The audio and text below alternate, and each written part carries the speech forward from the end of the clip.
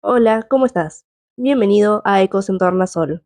Te invito a que, si querés, te pongas cómodo, te prepares algo rico o simplemente sigas con tus actividades mientras te acompaño con un poco de lectura. Capítulo 13.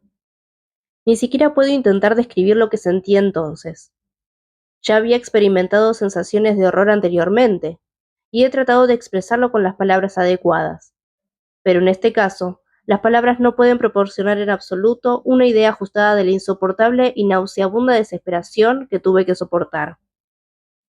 La persona a la que yo me había dirigido también añadió que Justin ya había confesado su culpabilidad. Esa confesión, apuntó, era casi innecesaria en un caso tan evidente, pero me alegro de que lo haya hecho. Y, es más, a ninguno de nuestros jueces le gusta condenar a un criminal basándose en pruebas circunstanciales, aunque sean tan decisivas como en este caso. Cuando regresé a casa, Elizabeth me pidió con ansiedad que le dijera cuál era el resultado. Prima mía, contesté, se ha decidido lo que imaginas. Todos los jueces prefieren que 10 inocentes sean castigados antes que permitir que un culpable pueda escapar. De todos modos, ha confesado. Aquello fue un nefasto golpe para la pobre Elizabeth, que había confiado firmemente en su inocencia. Dios mío, dijo, ¿cómo podré volver a creer jamás en la bondad humana? Justine, a quien amaba y apreciaba como una hermana, ¿cómo pudo ofrecernos esas sonrisas solo para traicionarnos después? Sus dulces ojos parecían incapaces de enfadarse o estar de mal humor, y sin embargo ha cometido un asesinato. Poco después supimos que la pobre víctima había expresado su deseo de ver a mi prima. Mi padre no quería que fuera, pero dijo que decidiera según su propio juicio y sus sentimientos. Sí, dijo Elizabeth, iré, aunque sea culpable. Y tú, Víctor, me acompañarás. No puedo ir sola. La simple idea de aquella visita me torturaba, pero no podía negarme. Entramos en aquella sombría celda y descubrimos a Justine sentada en un montón de paja en una esquina. Tenía las manos encadenadas y estaba con la cabeza apoyada en las rodillas. Se levantó al vernos, y cuando nos dejaron a solas con ella, se arrojó a los pies de Elizabeth, llorando amargamente.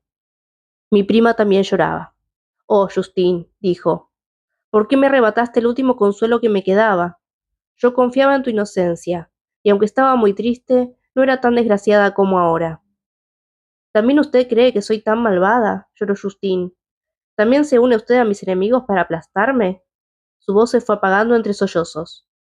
Levántate, mi pobre niña, dijo Elizabeth. ¿Por qué te arrodillas si eres inocente? Yo no soy uno de tus enemigos. Creí en tu inocencia, a pesar de todas las pruebas, hasta que supe que tú misma te habías declarado culpable. Ahora dices que todo eso es falso, y puedes estar segura, mi querida Justine, que nada, en ningún momento, puede quebrar mi confianza en ti, salvo tu propia confesión. Confesé, dijo Justine, pero confesé una mentira. Confesé porque así podría obtener la absolución, pero ahora esas mentiras y esas falsedades pesan en mi corazón más que todos mis pecados juntos. Que el Dios del cielo me perdone. Desde que fui condenada, mi confesor me ha estado apremiando, me ha amenazado y me ha gritado hasta que casi he comenzado a pensar que yo era la malvada criminal que él dice que soy. Me ha amenazado con la excomunión y con las llamas del infierno si persistía en mi obstinación. Mi querida señorita, no tenía nadie que me ayudara. Todos me miraban como un maldito monstruo destinado a la ignominia y a la perdición. ¿Qué podía hacer? En un momento de debilidad, firmé una mentira, y ahora solo yo me siento verdaderamente miserable. Se detuvo, llorando, y luego prosiguió. Pensé horrorizada, mi querida señorita, que usted creería que su Justine, a quien su bendita tía había honrado tanto con su aprecio, y a quien usted tanto amaba, era un monstruo capaz de un crimen que nadie, salvo el mismísimo demonio, podría haber perpetrado.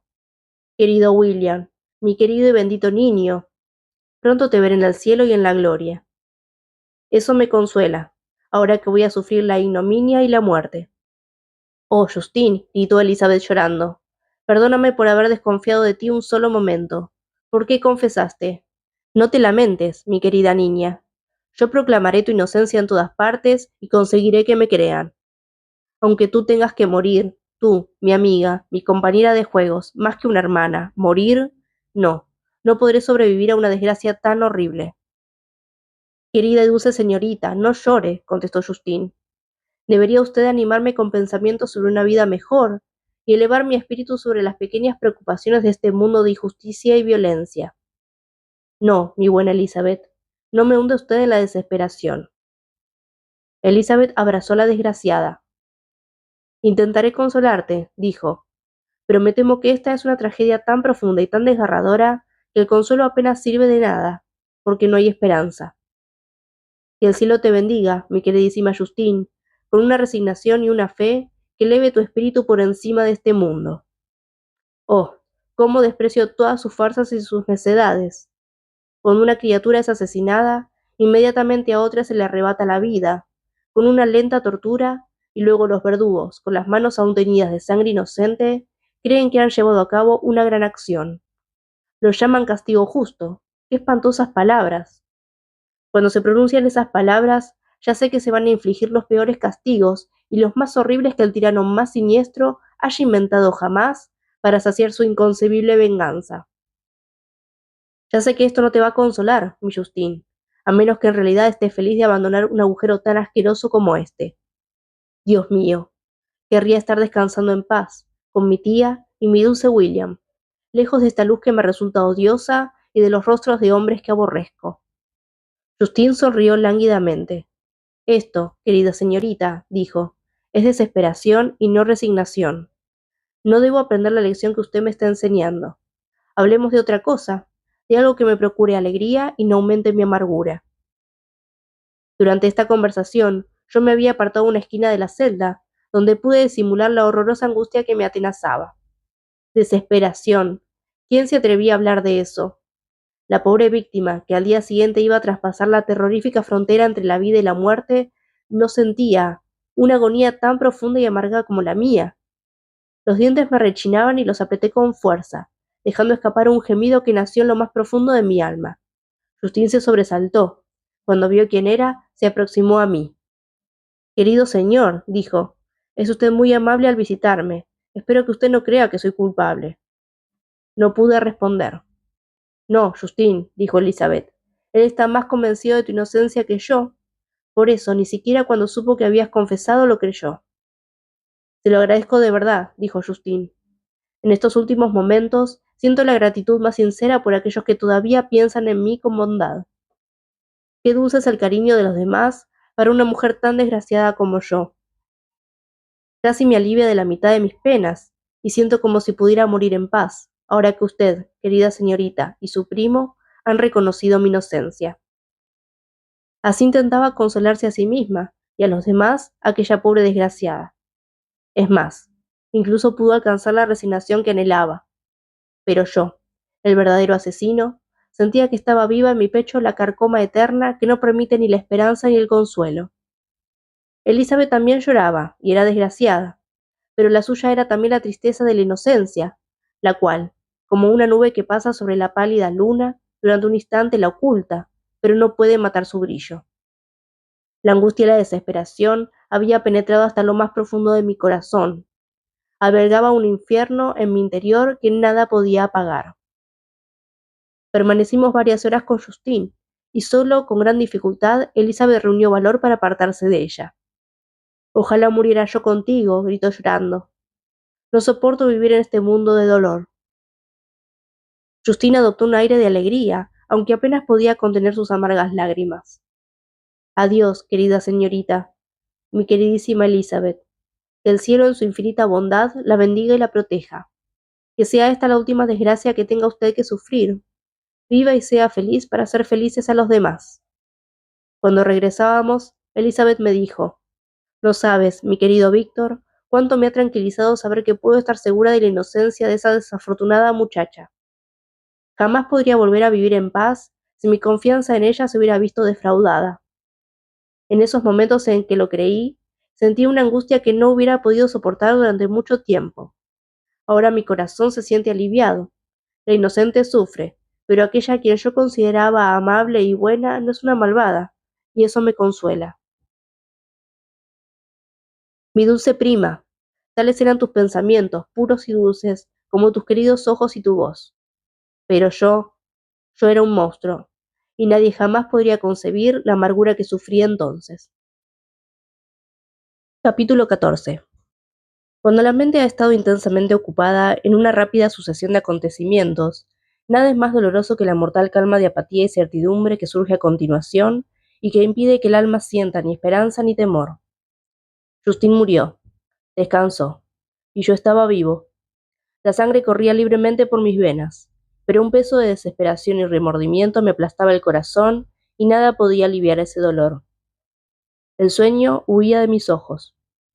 Vagaba como un alma en pena, porque había cometido actos malvados y horribles que ni siquiera se pueden describir, y estaba convencido, aún cometería más, muchos más. Sin embargo, mi corazón rebosaba de cariño y bondad. Mi vida había comenzado con buenas intenciones, y había deseado que llegara el momento en que pudiera ponerlas en práctica y convertirme en una persona útil para mis semejantes. Ahora todo se había derrumbado. En vez de tener la conciencia tranquila que me permitiera revisar mis actos con autocomplacencia, y a partir de ese punto, albergar promesas de nuevas esperanzas, estaba abrumado por los remordimientos y la culpa, y me entregaba a un infierno de torturas infinitas que ni siquiera pueden describirse. Este estado de ánimo minó mi salud, que se había restablecido por completo desde el primer ataque que había sufrido. No soportaba la presencia de nadie. Cualquier gesto de alegría o satisfacción era una tortura para mí. La soledad era mi único consuelo, una soledad profunda, negra, como la muerte. Mi padre observó con dolor el perceptible cambio que había tenido lugar en mi conducta y mis costumbres, e intentó razonar conmigo sobre la locura que suponía entregarse a un dolor desmesurado. ¿Crees que yo no sufro, Víctor? Dijo. Nadie puede querer a un muchacho más de lo que yo quería a tu hermano. Y las lágrimas anegaron sus ojos cuando dijo aquello. Pero, ¿no es nuestro deber para con los que siguen vivos intentar refrenarnos y no aumentar su tristeza mostrando un dolor exagerado? Y también es un deber para contigo mismo, porque la pena excesiva impide mejorar y sentirse alegre, e incluso impide realizar las tareas cotidianas sin las cuales ningún hombre puede vivir en sociedad. Aquel consejo, aunque era bueno, era de todo punto inaplicable en mi caso. Yo debería haber sido el primero en ocultar mi dolor y consolar a mis seres queridos, si los remordimientos no hubieran mezclado su amargura con el resto de mis emociones. En aquel momento solo podía responder a mi padre con una mirada de desesperación e intentar apartarme de su vista. Por aquel entonces nos fuimos a vivir a nuestra casa de Belrive. Este cambio me resultó especialmente agradable. El cierre de las puertas de la ciudad, habitualmente a las 10 en punto, y la imposibilidad de permanecer en el lago después de esa hora, convertía nuestra permanencia dentro de los muros de Ginebra en una obligación muy desagradable para mí. Ahora era libre. A menudo, después de que el resto de la familia se hubiera retirado a dormir, yo cogía el bote y pasaba la noche sobre las aguas. Algunas veces, con las velas desplegadas, me dejaba arrastrar por el viento. Y en otras ocasiones, después de remar hasta el centro del lago, dejaba que el bote siguiera su propio curso y me entregaba a mis dolorosas reflexiones. Muchas veces estuve tentado, cuando todo era paz a mi alrededor y yo era el único que vagaba desasosegado y sin descanso en una escena tan maravillosa y celestial, exceptuó algún murciélago solitario o las ranas, cuyo croar áspero y rítmico se oía solo cuando me aproximaba a las orillas. Muchas veces, digo, estuve tentado de arrojarme al lago callado y en calma, para que las aguas me engulleran a mí y a mis calamidades para siempre. Pero me detenía cuando pensaba en la heroica y abnegada Elizabeth, a quien tanto quería, y cuya existencia estaba íntimamente ligada a la mía. Y también pensaba en mi padre y en el hermano que me quedaba. ¿Acaso mi miserable deserción no los dejaría abandonados y desprotegidos, a merced de la maldad del monstruo que había arrojado entre ellos? En esos momentos me entregaba el llanto amargamente, y deseaba que la paz volviera a mi mente solo porque así podría intentar consolarlos y procurarles felicidad. Pero no pudo ser. Los remordimientos frustraban cualquier esperanza. Yo había sido el responsable de un mal irremediable, y vivía con el constante temor de que el monstruo que yo había creado pudiera perpetrar algún nuevo crimen. Tenía el oscuro presentimiento de que aquello no había acabado, y de que aún cometería algún crimen señalado, el cual, por su enormidad, casi borraría el recuerdo de sus maldades pasadas. En tanto quedara vivo alguien a quien yo pudiera amar, siempre tendría razones para tener miedo. La repugnancia que sentía hacia aquel maldito demonio apenas se puede concebir. Cuando pensaba en él, me rechinaban los dientes, mis ojos se inyectaban en sangre, y deseaba ardientemente destruir aquella vida que tan inconscientemente había creado. Cuando pensaba en sus crímenes y en su perversidad, el odio y la venganza se desataban en mi pecho, y superaban todos los límites de lo racional. Habría ido en peregrinación al pico más alto de los Andes, si hubiera sabido que podría arrojarlo al vacío desde allí. No deseaba otra cosa sino volver a verlo. Así podría descargar todo mi inmenso odio sobre su cabeza y vengar las muertes de William y Justine. Nuestra casa era la casa de la tristeza. La salud de mi padre se vio profundamente afectada por el horror de los recientes acontecimientos. Elizabeth estaba triste y abatida. Ya no encontraba ningún placer en sus actividades cotidianas, y cualquier alegría le resultaba sacrílega para con los muertos. Pensaba que la pena eterna y las lágrimas eran el justo homenaje que tenía que rendir por la inocencia que se había destruido y aniquilado de aquel modo. Ya no era la criatura feliz que en su primera juventud había vagado conmigo por las orillas del lago y hablaba con alegría de nuestras perspectivas futuras. Ahora se había convertido en una mujer seria y a menudo hablaba de la volubilidad de la fortuna y de la inestabilidad de la vida humana. Mi querido primo, me decía, cuando pienso en la miserable muerte de Justin Moritz, me resulta imposible ver este mundo y todo lo que hay en él del mismo modo que antes. Antes consideraba las historias sobre el vicio y la injusticia que leía en los libros o que escuchaba a otros como cuentos de viejas o de demonios imaginarios. Al menos, me parecían muy lejanos y más relacionados con la razón que con la imaginación. Pero ahora la calamidad ha llegado a nuestra casa, y todos los hombres me parecen monstruos sedientos de sangre de los demás. Pero estoy siendo ciertamente injusta. Todo el mundo creía que esa pobre muchacha era culpable, y si ella pudiera haber cometido el crimen por el que fue condenada, con toda seguridad habría sido la más depravada de todas las criaturas humanas. Solo por unas joyas, haber asesinado al hijo de su benefactor y amigo, un niño a quien ella misma había cuidado desde que nació y al que parecía querer como si hubiera sido el suyo propio. No puedo admitir jamás la ejecución de ningún ser humano, pero con toda seguridad habría pensado que un ser así no era digno de pertenecer a la sociedad. Sin embargo, era inocente. Lo sé, siento que era inocente. Tú eres de la misma opinión y eso me lo confirma.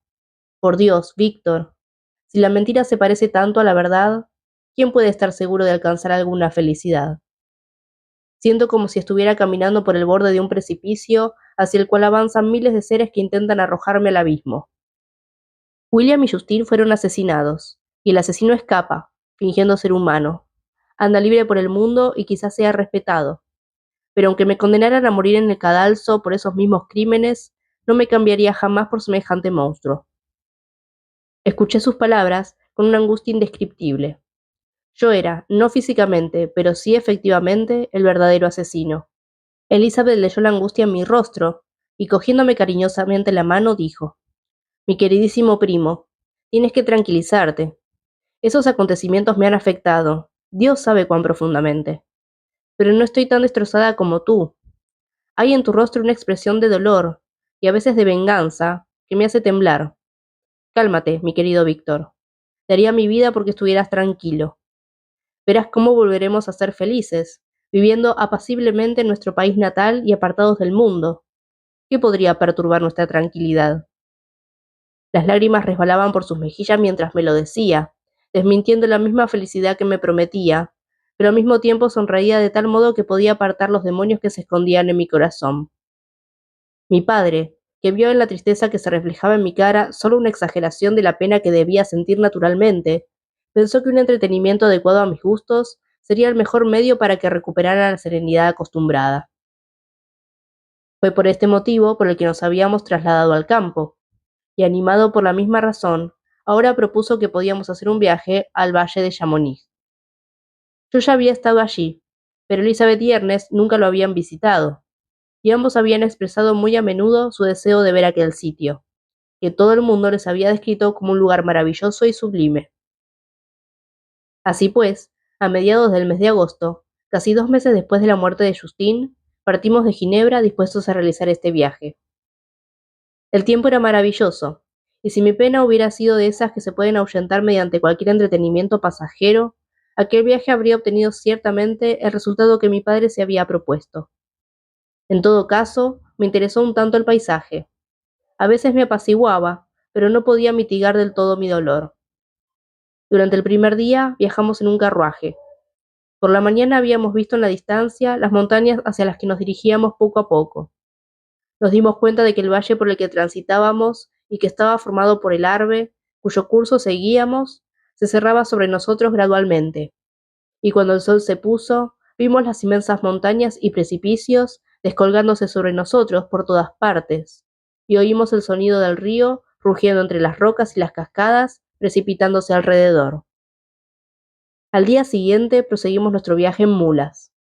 A medida que ascendíamos más y más, el valle adquiría un aspecto más bello y frondoso. Los castillos en ruinas colgando de los precipicios en montañas pobladas de pinos, el árbol impetuoso y las pequeñas granjas asomándose aquí y allá entre los árboles formaban una escena de singular belleza.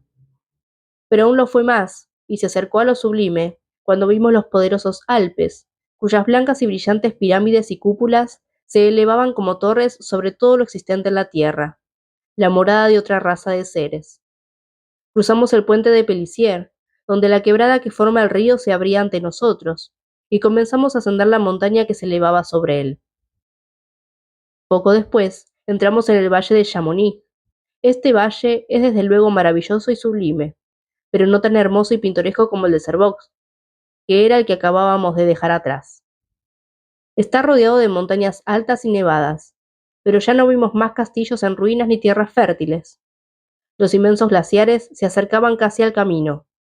Oímos el atronador retumbar de avalanchas que se desprendían y la huella de neblina que dejaba a su paso. El Mont Blanc, el supremo y magnífico Mont Blanc, se elevaba sobre las aiguilles que lo rodean, y su imponente cúpula dominaba el valle. Durante aquel viaje, en ocasiones avancé junto a Elizabeth y me esforcé en señalarle las distintas maravillas del paisaje, y a menudo forzaba a mi mula a quedarse atrás, para poder entregarme así a las penas de mis pensamientos. En otras ocasiones, espoleaba al animal para que adelantara a mis compañeros de viaje, para poder olvidarme de ellos, del mundo y sobre todo de mí mismo. Cuando me encontraba a cierta distancia, me bajaba y me tiraba en la hierba, apesadumbrado por el horror y la desesperación. A las 8 de la tarde llegamos a Chamonix. Mi padre y Elizabeth estaban muy cansados. Ernest, que nos acompañaba, estaba encantado y muy animado. La única circunstancia que le molestaba era el viento del sur y la lluvia que ese viento prometía para el día siguiente. Nos retiramos pronto a nuestros aposentos, pero no a dormir. Al menos yo no. Permanecí durante muchas horas asomado a la ventana, observando los pálidos resplandores que jugaban sobre el Mont Blanc y escuchando el rumor del Arve que corría bajo mi ventana. Capítulo 15. Al día siguiente, contrariamente a los pronósticos de nuestros guías, hizo muy bueno, aunque el cielo estaba nublado. Visitamos las fuentes del Arbeiron y paseamos a caballo por el valle hasta la tarde. Aquellos paisajes sublimes y magníficos me proporcionaban todo el consuelo que podía recibir. Me elevaban por encima de la mezquindad, y aunque no podían disipar mi dolor, lo mitigaban y lo acallaban. En alguna medida, también, apartaban mi mente de los pensamientos en los que había estado sumida durante el último mes. Regresaba al atardecer, agotado pero menos desdichado, y conversaba con mi familia con más simpatía de la que había sido mi costumbre desde hacía algún tiempo. Mi padre estaba contento, y Elizabeth encantadísima. Mi querido primo, decía, ¿ves cuánta felicidad nos traes cuando eres feliz? No recaigas de nuevo. A la mañana siguiente llovía torrencialmente, y unas nieblas densas ocultaban las cimas de las montañas. Me levanté muy pronto, pero me sentía inusualmente melancólico. La lluvia me deprimía. Los viejos temores volvieron a mi corazón, y me encontraba abatido. Sabía cuánto le desagradaría a mi padre este cambio repentino, y prefería evitarlo hasta que me recuperara lo suficiente, al menos como para poder ocultar los sentimientos que me apesadumbraban. Supe que ellos se quedarían toda la tarde en la posada. y como yo estaba muy acostumbrado a la lluvia y al frío, decidí subir el Montanvert solo. Recordaba la impresión que había causado en mi espíritu, cuando estuve allí por primera vez, la visión del gigantesco glaciar siempre en movimiento. En aquella ocasión me había embargado un éxtasis sublime que daba alas al alma y le permitía remontarse desde este oscuro mundo hasta la luz y la alegría. La contemplación de lo terrible y lo majestuoso en la naturaleza siempre ha tenido en realidad la capacidad de ennoblecer mi espíritu y de hacerme olvidar las preocupaciones pasajeras de la vida. Decidí ir solo, porque conocía bien el camino, y la presencia de otra persona arruinaría la solitaria grandeza del paisaje. El ascenso es muy pronunciado, pero el camino se recorta en constantes revueltas que permiten ascender esas montañas casi verticales. Es un paisaje aterradoramente desolado. En 1000 lugares se aprecian los restos de los aludes invernales, donde los árboles yacen en tierra, quebrados y astillados, algunos completamente destrozados, otros inclinados y apoyados en los salientes rocosos de la montaña o recostados y atravesados sobre otros árboles. Cuando uno alcanza cierta altura, el camino se cruza con barranqueras cubiertas de nieve, desde donde suelen desprenderse continuamente piedras que caen rodando.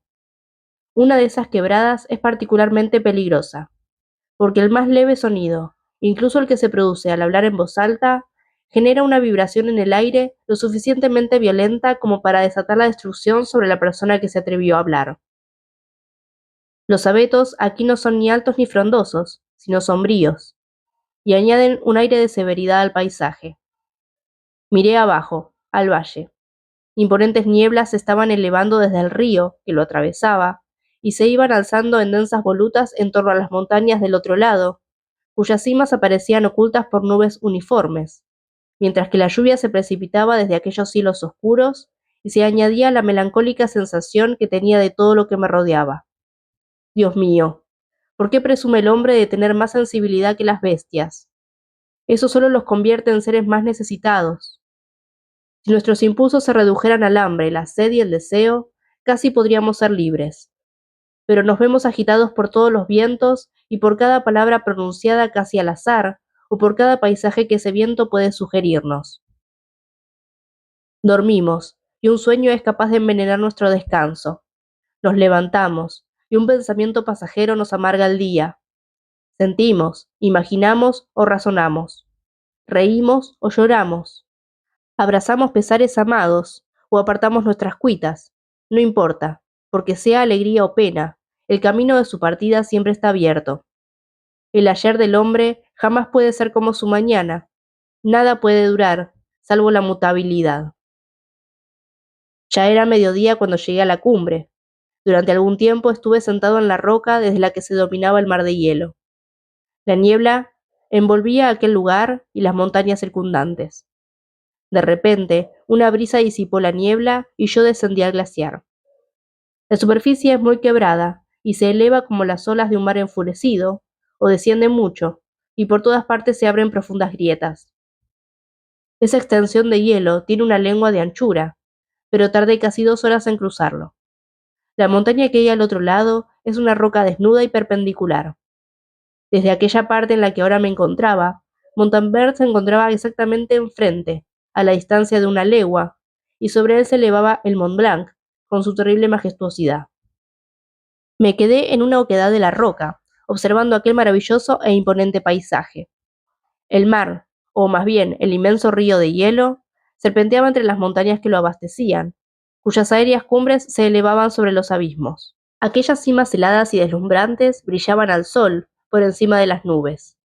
Mi corazón, antes apenado, ahora se henchía con un sentimiento parecido a la alegría, y exclamé: Espíritus errantes, si es verdad que vagáis y no encontráis descanso en vuestras angostas moradas, concededme esta leve felicidad, o llevadme con vosotros y alejadme de las alegrías de la vida. Apenas dije aquellas palabras, de repente descubrí la figura de un hombre a cierta distancia, avanzando hacia mí a una velocidad sobrehumana. Saltaba por encima de las grietas de hielo, entre las cuales yo había avanzado con tanta precaución. Su estatura también, a medida que se aproximaba, parecía exceder con mucho a la de un hombre común. Tuve miedo. Una niebla veló mis ojos, y sentí que la debilidad se apoderaba de mí. El viento gélido de las montañas rápidamente me reanimó. Me di cuenta, a medida que aquella figura se acercaba más y más, visión espantosa y aborrecida, de que era el engendro que yo había creado. Temblé de rabia y horror. Decidí esperar que se aproximara, y entonces enfrentarme a él en un combate mortal. Se aproximó. Su rostro delataba una amarga angustia mezclada con desdén y malignidad. Pero apenas pude darme cuenta de eso. La furia y el odio me habían privado por completo de todo razonamiento, y solo me recobré para lanzarle los insultos más furiosos de odio y de desprecio. «Demonio», exclamé, «¿te atreves a acercarte a mí? ¿Es que no temes que la furiosa venganza de mi brazo caiga sobre tu despreciable cabeza? Apártate, alimaña miserable. O mejor, quédate ahí para que pueda arrastrarte por el lodo. Y, oh, ojalá pudiera, con la destrucción de tu miserable existencia, devolverles la vida a aquellas criaturas a las que asesinaste diabólicamente». «Esperaba este recibimiento», dijo el demonio. «Todos odian a los desgraciados.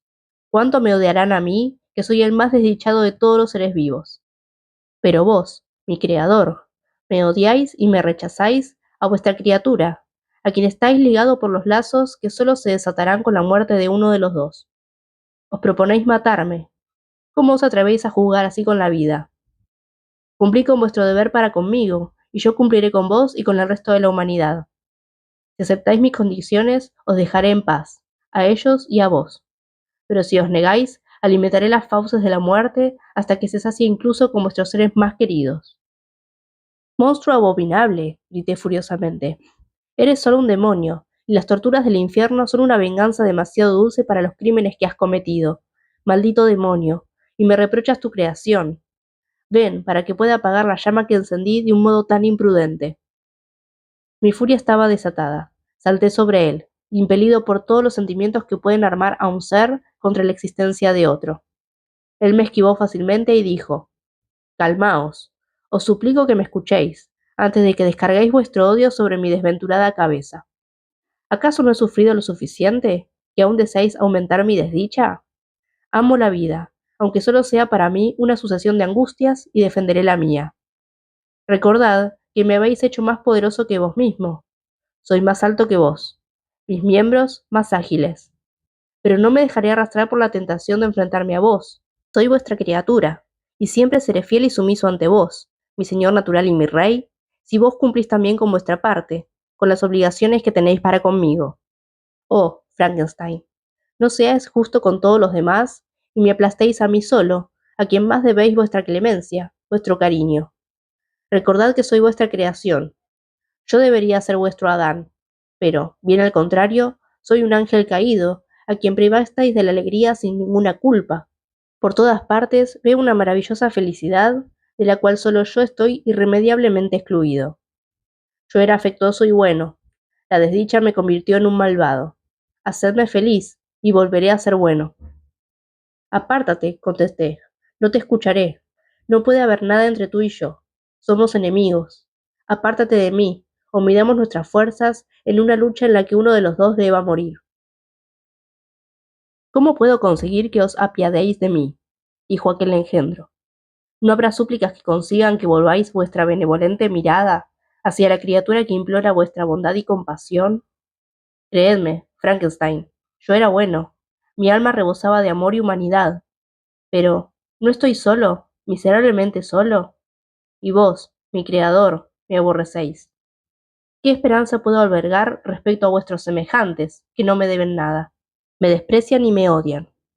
Las montañas desoladas y los lúgubres glaciares son mi refugio.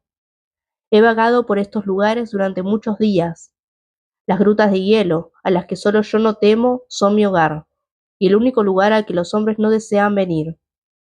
Bendigo estos espacios tenebrosos, porque son más amables conmigo que vuestros semejantes.